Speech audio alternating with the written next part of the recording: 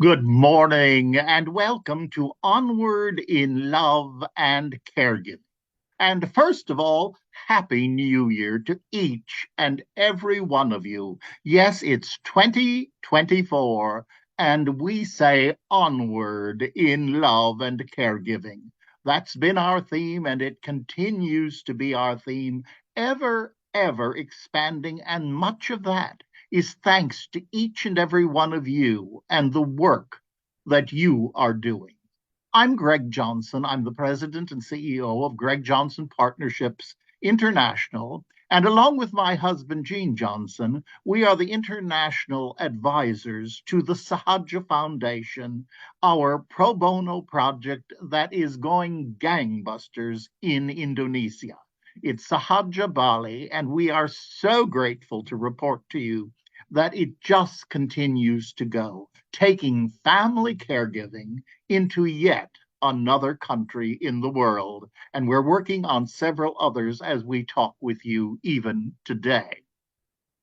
Now, this year, in looking at the programming, one of the gifts of the end of the year for all of us, it gives us a chance to look back. And without question, 2023 was an incredible year for us in family caregiving, us as GJPI, and for all of us internationally and certainly here in America. The year began with the roadmap already being established through the Association of Community Living, part of HHS, Administration for Community Living, as part of HHS in Washington, the roadmap.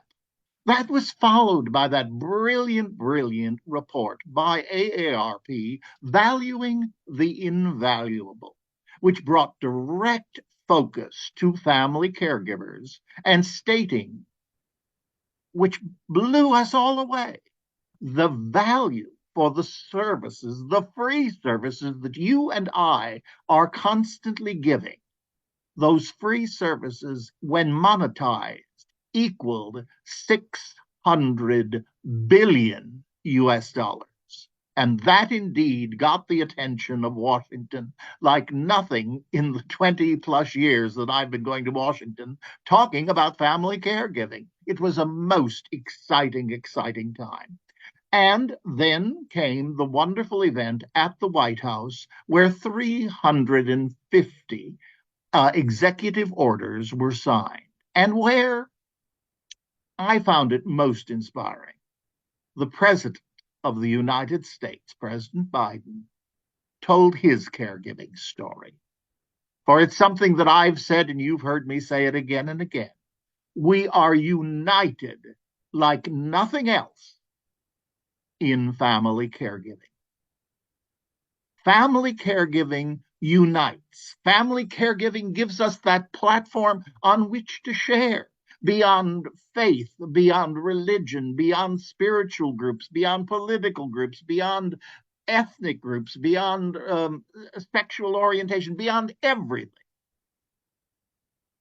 Caregiving platform allows us a platform on which to share.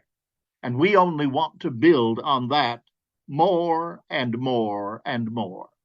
And then the year ended with the Global Coalition on Aging. I've had the privilege of being part of that from its very beginning under Dr. Michael Hoden. They had the high level Silver Economy Forum. It was held at the Paley Center and at the UN, and it was an incredible event with corporate leaders the world over coming to talk about this $17 trillion economy of the silver economy as it's known, the valuation of it worldwide. And again, underneath all of the topics, underneath all of the conversations, you kept hearing a call for teaching caregiving. And so we are continuing to focus in some very specific and exciting ways, none the least of which is our continued work on our Facebook channel, which birthed this program long ago. There are well over 200 talks on our YouTube channel. It's amazing. We do these first on Facebook, and then my team in Indonesia puts it into the YouTube channel. We wouldn't want me doing that. And we're so grateful for that wonderful social media team because they do such a wonderful job. And they're there for you. They're free, they're there to help. That's why we've done them in the first place. Now, in 2024, I've decided, after prayerful consideration, how to expand what we're doing in Onward in love and caregiving. And basically, what we're going to do is have 1 week, one focus, a second week, a different focus, but they're all going to be principles of self care. And so the first week will be principles of self care physically, emotionally, and mentally. The next, and our text for that will really be the various Yana series that we've done, along with some of the other wonderful resources that we have talked about, and some brand new resources that I want to share with you as well. Then the second week will be principles of self-care spiritually. And on that one, we're going to be using the book that Reverend Marion Gambardella and I wrote, Peace Be Still, Prayers and Affirmations for Family Caregivers. And so I hope that you will avail yourself of these programs for yourself as well as for those with whom you're working. We have people who are part of this broadcast and all of our broadcasts, frankly, from many, many parts of the world. Many faith groups have chosen to use family caregiving as the basis for interfaith work because it allows them to build a platform that unites. And then once we find our unity, we can honor, we can express those things which are unique to us. But we can do it with loving kindness and with understanding. So, this is the first week, principles of self-care, physically, emotionally, and spiritually. And we're going to be talking about all of those in great, great detail as the year goes on. But this morning, I wanted just to take a moment to literally say, welcome to the world of family caregiving. Rosalind Carter, who passed away last year, certainly was the leader in America. Her Rosalind Carter Institute for Family Caregiving in Americus, Georgia, is just incredible. The programs they have, the leadership, it's out of this world. I've had the privilege of being there for many different sessions and participating in some, and I just cannot say enough about it. But we owe an enormous debt of gratitude to Mrs. Carter, and we honor her memory by everything each and every one of us is doing to carry that legacy forward. Now, one of the statements or the phrases or the quotes that Mrs. Carter is well known for was her statement that really in life, there are only four types of people. There are those of us who are caregivers today. I'm one, and many of you are. There are those of us who have been caregivers. There are those of us who will be caregivers. And there are those of us like me who will be cared for. It really doesn't leave many of us out. And it gives each of us the opportunity to come face to face with family caregiving. But at the beginning of the year, and this was always true in my work with Emblem Health, I would always begin once again, the first talk I would give would be welcome to the world of family caregiving. The holidays here in America, certainly, and in much of the world, is a time when families come together physically. Perhaps you haven't seen certain members of the family since the last holiday season. And one begins to realize changes that have occurred. And so it is constantly a joy and a blessing. And yet I know it's painful for the people going through it. People realize that they need information, far more information, and they have big questions about family caregiving after these encounters because they realize they are becoming quickly, if not already, a family caregiver.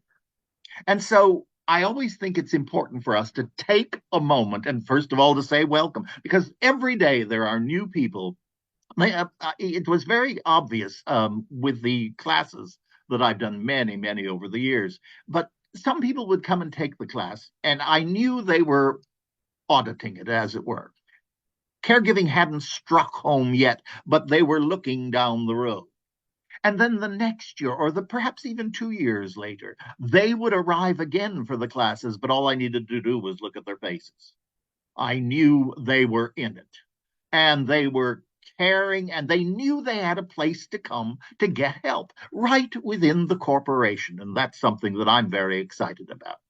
Providing help right where the caregivers are in the corporation. And Emblem led the way on that, and I'm very proud of them for that. We are replicating it in many ways, and we say thank you for that. So, as we say, welcome to the world of family caregiving, one of the stories, actually, I want to say this first.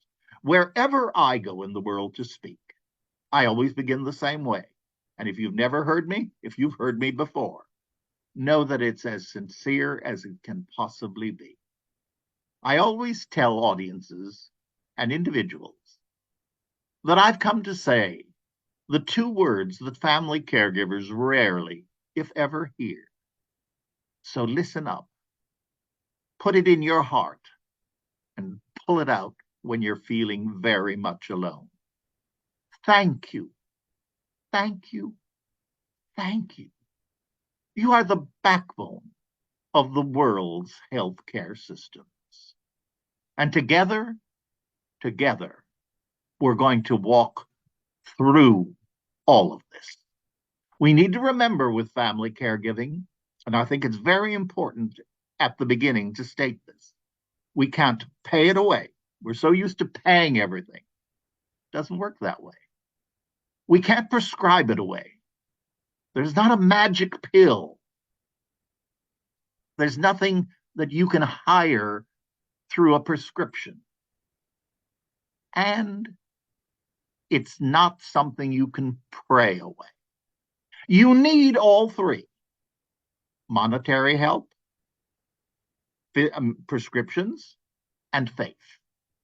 But ultimately, with family caregiving, combining those things and many resources, including us, you need to go through it. And it's my prayer that you grow through it. For you will learn as much about yourself as you will learn about the person you're caring for, about disease, about healthcare. It's a life lesson. So on your journey, Ram Dass says it so well, on your journey, walking someone home. Now, not all caregiving is a terminal situation, but many of them are. And that's why I state it that way. Because no matter what the outcome, we are walking each other home. And I love that thought as we begin the new year. Now, caregiving. First of all, a question I'm asked frequently. People will say to me, how did you, as a musician and a minister, get involved in the world of family caregiving?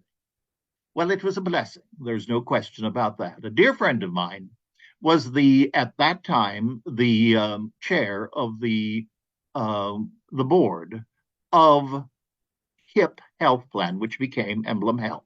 And Dr. Carl Flemister was retired. He was a retired minister, and he and I were great friends, and we would have lunch together and we would talk. And one particular lunch in 1999, yes, it's a long time ago, last century, Carl and I were having lunch, and he was telling me that they are really looking forward to the new year. They're giving a great deal of focus to the silent patient, the family caregiver. And I said, oh, Carl, that's absolutely wonderful. And as we all know, healthcare is like a three-legged stool. Somebody sick, that's the first leg, care recipient. Professionals, from the highest paid doctor to the very underpaid home attendants. But they're all paid. Those are the professional caregivers. And then the third leg is the unpaid family caregiver. And for too long, they were known as the silent patients. So Carl was telling me about this, and I said, oh, I think this is absolutely fabulous. Congratulations to you. And then he looked at me and he said, no, I want you to create it. And I said, Carl, my background is theater and theology. I don't know anything about health insurance. He said, I guarantee you we'll teach you that. And bless them, they certainly did and continue to teach me. But I said, Carl, there is a piece of me that is shouting yes. And it has nothing to do with anything I've just said to you. As a minister, and I've never paid attention to it, this is what I was saying to him. I've never paid attention to it in an academic way, but it has struck me that as a minister, I have buried more caregivers than care recipients. And if there's any way I can do anything to help to change that, to keep caregivers caregivers and stop creating care recipients, count me in. Well, over 25 years ago, that's where it began, and it's continued. I retired last year and have continued with a very active work in family caregiving, including the new foundation in Indonesia.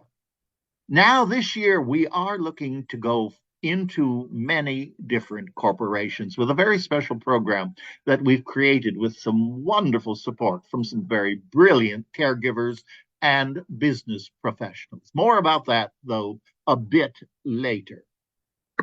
Now, as we begin,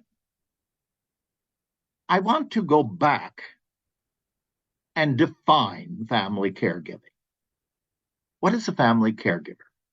Well, there are two definitions that I have used again and again, and I really think they are the best. They come from the very brilliant Dr. Carol Levine, now retired from United Hospital Fund. But Carol was a dear friend and very much a mentor to me in this world of family caregiving.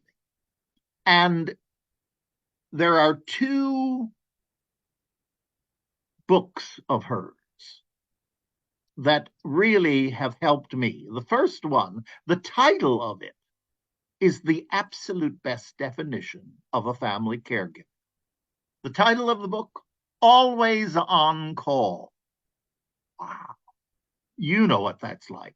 And I always say, always on call, and it doesn't happen between 9 and 5. It happens in those off hours when you got to press all the buttons or send various forms of texts.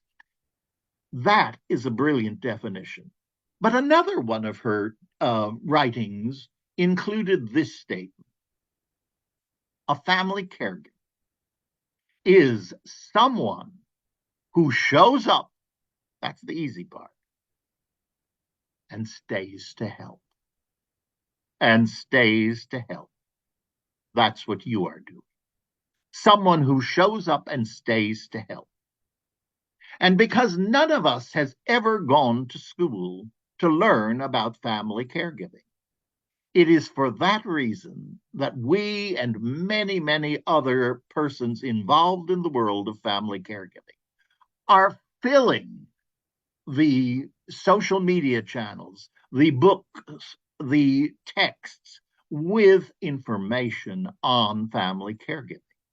But so often, people don't really have time once it hits. And that's why we spend so much time trying to get this information earlier into the lives of each and every one of us so that we name it, so that we know its many faces. And we're going to be doing sessions on all of these. And then we find out carefully how we care for ourselves physically, emotionally, spiritually. We will be talking about the piece that so often never gets talked about, and that's grief. And then the final of the Yana series is always the blessings, the benefits of family caregiving. So I think we have a very exciting year planned for us. Because, and I'm going to end with this little story, when we first did the Care for the Family Caregiver program, we decided one of the questions I had said was, may I use theater? And they said, well, yes. What do you have in mind? Well, I had spent during the AIDS crisis a lot of time working with Plays for Living, part of the Antoinette Perry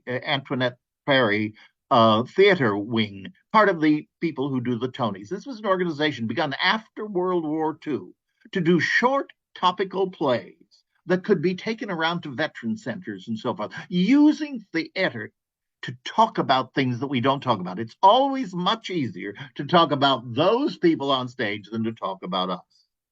But it helps bridge the gap. It opens. So I thought at this point, years ago, caregiving was not something we talked about. So we commissioned a play called Caring for Me, Caring for You, the theme of our programs on Sunday night.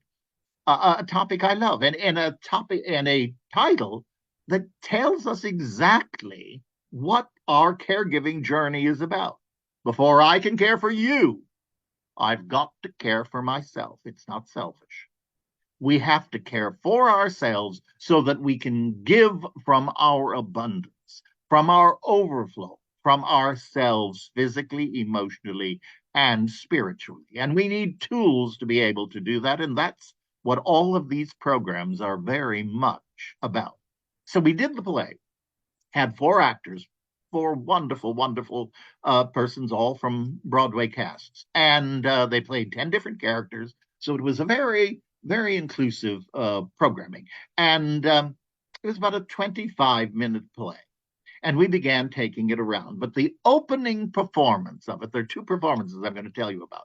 The opening performance was up at the theater at St. Clement's. I had been serving as the assistant organist up there, and they have a wonderful theater off Broadway, and we were able to secure it for the opening and the launch of this play.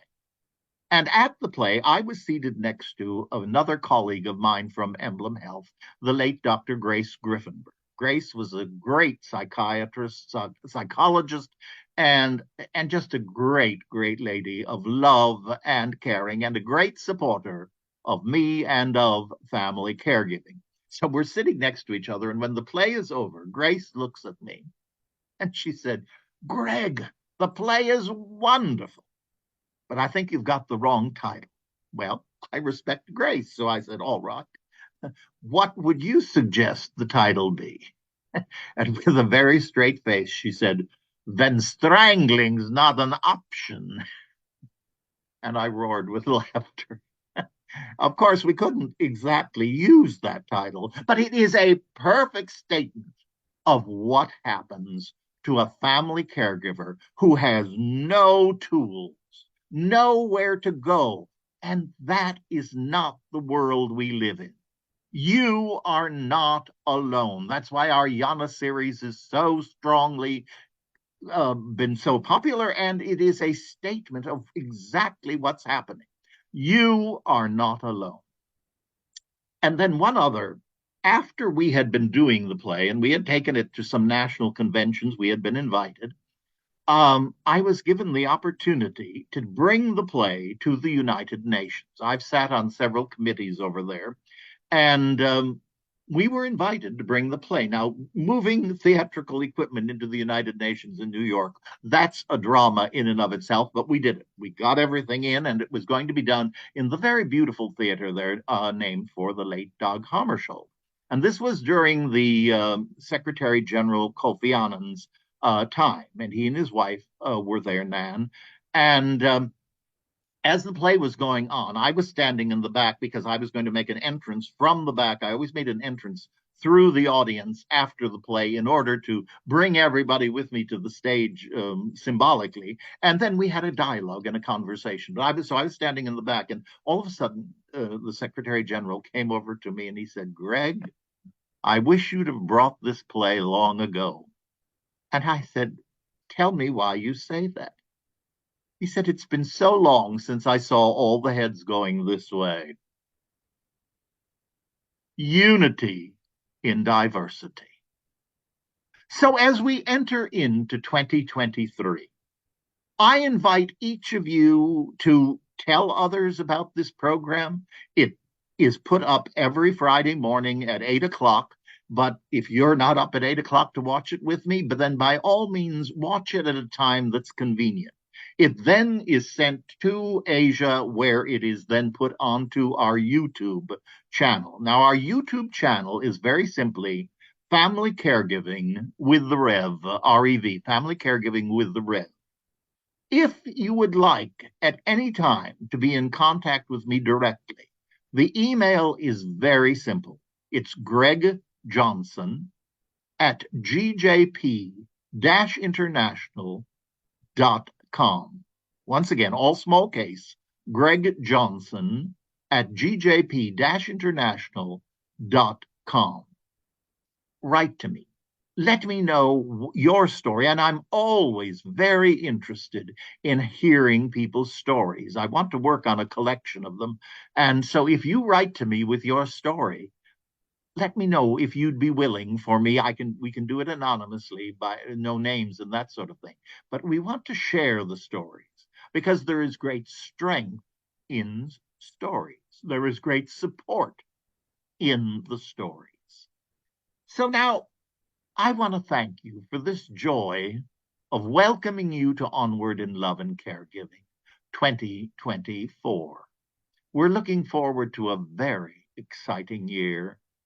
I've had so much fun just chatting with you today, and I hope I got all the 2024s correctly.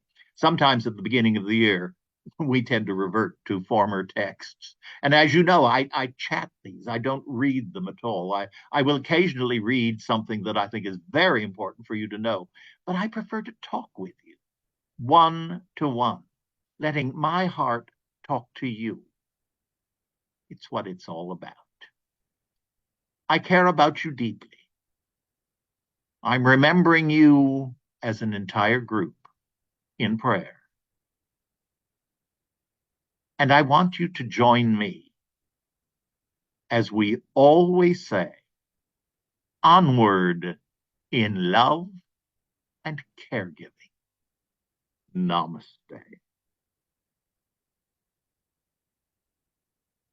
Blessings to you and an absolutely wonderful, happy, blessed, and joyous New Year. Onward together. Much love. You are not alone.